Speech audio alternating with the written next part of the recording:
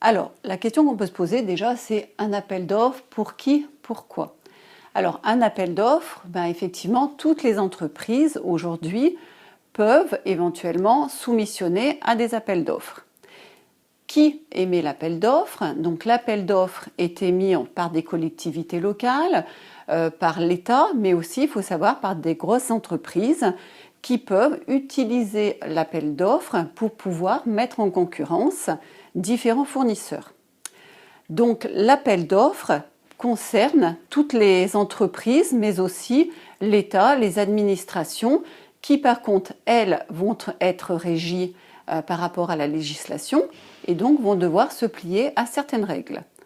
Alors, ces règles-là vont être des règles notamment de publicité, c'est-à-dire communiquer sur le besoin pour que n'importe quelle entreprise puisse soumissionner sur cette thématique.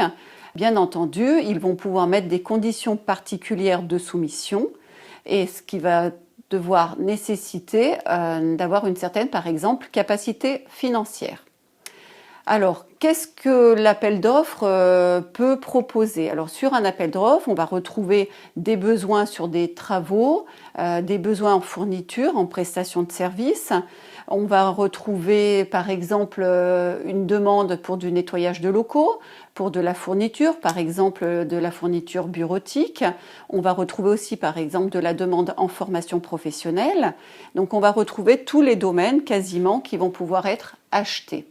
Donc en face des acheteurs, on va avoir ce qu'on appelle les opérateurs économiques.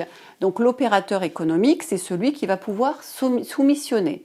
Donc la soumission, donc on va dire que cet opérateur économique a la possibilité soit de répondre seul, soit de répondre en ce qu'on appelle un groupement. Donc un groupement qui va prendre différentes formes, conjoint ou solidaire, en fonction de la responsabilité qu'on veut avoir sur le marché.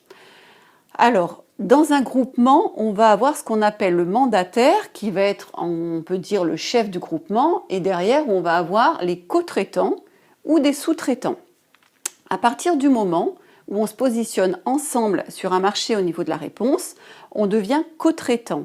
Si on intervient plus tard, on sera sous-traitant.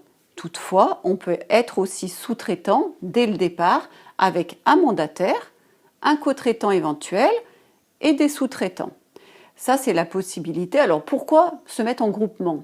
Parce que tout simplement, certaines fois, les marchés peuvent être allotis. Alors, qu'est-ce que ça veut dire alloti? Ça veut dire que la région, par exemple, qui émettrait un appel d'offres, a décidé de faire différents lots. Donc, un lot qui pourrait être Rhône, un lot qui pourrait être Auvergne, un lot qui pourrait être aussi en fonction de ce que l'on va vendre. Imaginez qu'on veut acheter du matériel informatique, on pourrait se dire, ok, je vais faire un lot pour les imprimantes, je vais faire un lot pour le matériel informatique, donc je vais pouvoir en fait allotir mon appel d'offres.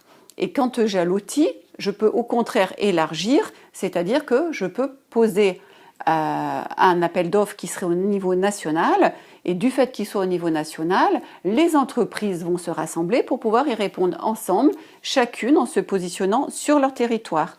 Et du coup, on va retrouver le mandataire avec ses co-traitants. Donc ça, c'est la forme en fait que peut prendre l'appel d'offres.